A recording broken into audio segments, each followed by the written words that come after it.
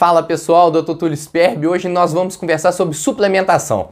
Então a primeira dica que eu quero dar para vocês é o seguinte: suplemento é um adicional. Não adianta você ficar usando suplemento achando que vai fazer milagre na sua vida se você não tiver a terra bem fértil para esse suplemento funcionar. Ou seja, se você plantar uma planta num terreno que não tem fertilidade, essa planta não vai crescer.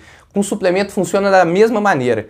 Para o suplemento poder agir e funcionar, você tem que estar fazendo pelo menos o básico. E o que eu chamo de fazer o básico? Ter uma alimentação saudável, baseada mesmo em frutas, legumes, verduras, gorduras boas. É isso que você tem que pensar a respeito da alimentação e fazer atividade física.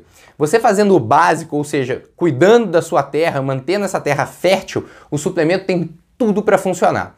Com relação à suplementação, existem várias dúvidas, tem muitos suplementos hoje em dia no mercado e as pessoas cada vez ficam mais em dúvida do que usar, como usar, a quantidade que usar.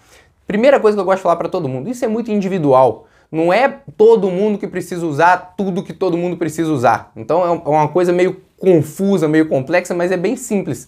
Tem que ser individualizado. Segunda coisa é o seguinte, existem vários suplementos que têm comprovação científica, tá? Então eu vou dar um exemplo para vocês, a coenzima Q10. A coenzima Q10 tem meta-análises, que é o nível mais avançado, mostrando benefícios do uso da vitamina Q10.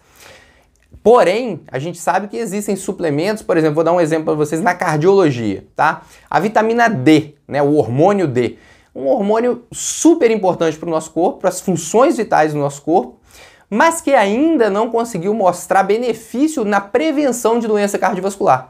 Mas quando você vai ler a fisiologia, a gente sabe que vai funcionar. Então é questão de tempo, é questão de estudos bem desenhados para mostrar que isso funciona. Outro exemplo, a vitamina K2. A gente sabe, isso já tem estudos comprovando, que ela descalcifica as artérias. Porém, também ninguém conseguiu ainda comprovar que reduz o risco de doença cardiovascular. Mas é claro que através da fisiologia a gente consegue compreender que tem tudo para conseguir reduzir esse risco cardiovascular. Então, a gente, na cardiologia, na medicina de forma geral, a gente está engatinhando ainda nessa questão de estudos científicos para suplementação. Por quê? Porque não existe aquele aparato da indústria farmacêutica, não existe a indústria por trás patrocinando grandes estudos para a gente poder conseguir comprovar esses benefícios. Então são estudos que a gente faz estudos pequenos e que tem que juntar esses estudos num grande estudo que a gente chama de meta-análise, para aí sim ter o poder estatístico para poder comprovar que aquele determinado suplemento funciona para aquela determinada coisa.